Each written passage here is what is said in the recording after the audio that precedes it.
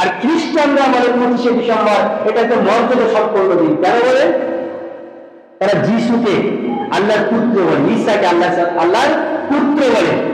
এবার একজন মুসলিম হয়ে যদি সেই দিনটাকে উদযাপন করে, একজন মুসলিম হয়ে যদি মনে করে যে আমি যিশু খ্রিস্টান একদিন জন্মগ্রহণ করেছিল বা আল্লাহর পুত্র একদিন জন্মগ্রহণ করেছিল, তাই আমি আনন্দ উপভোগ করছি, আমার বন্ধুকে জানিয়ে দিই হ্যাপি ক্রিসমাস ডে, একটা SMS সেন্ড করে দিলেন বা আপনি স্টোরি লাগিয়ে দিলেন যে হ্যাপি ক্রিসমাস ডে, আপনার ঈমান কিন্তু চৌচির হয়ে যাবে, আপনার ঈমান কিন্তু থাকবে না।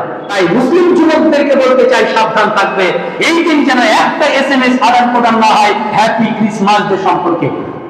যদি তোমাকে তোমার কোনো বন্ধু যদি SMS করে যে হ্যাপি ক্রিসমাস ডে, তুমি সঙ্গে সঙ্গে তাকে পাল্টা SMS করবে যে আমরা এগুলো মানি না, আমরা ঈসাকে শুধু আল্লাহর নবী মনে করি, আল্লাহর পুত্র মনে করি না, অর্থাৎ আমরা এই দিনকে বিশ্বাস করি না।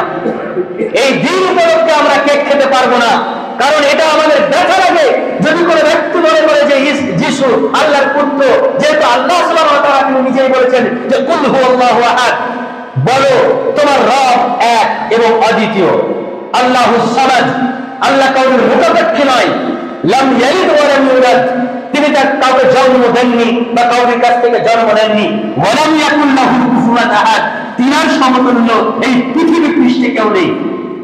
আল্লাহ সুবহানাহু ওয়া তাআলা ডাইরেক্ট বললেন যে লাম ইয়ালিদ ওয়া লাম ইউলাদ, আমি কাউকে জন্ম দিইনি এবং আমি কাউকে কাছ থেকে জন্ম নিইনি। মানে আল্লাহ তাআলা কাউকে জন্ম দেননি বা আল্লাহ তাআলা কাউরির কাছ থেকে জন্ম নেননি।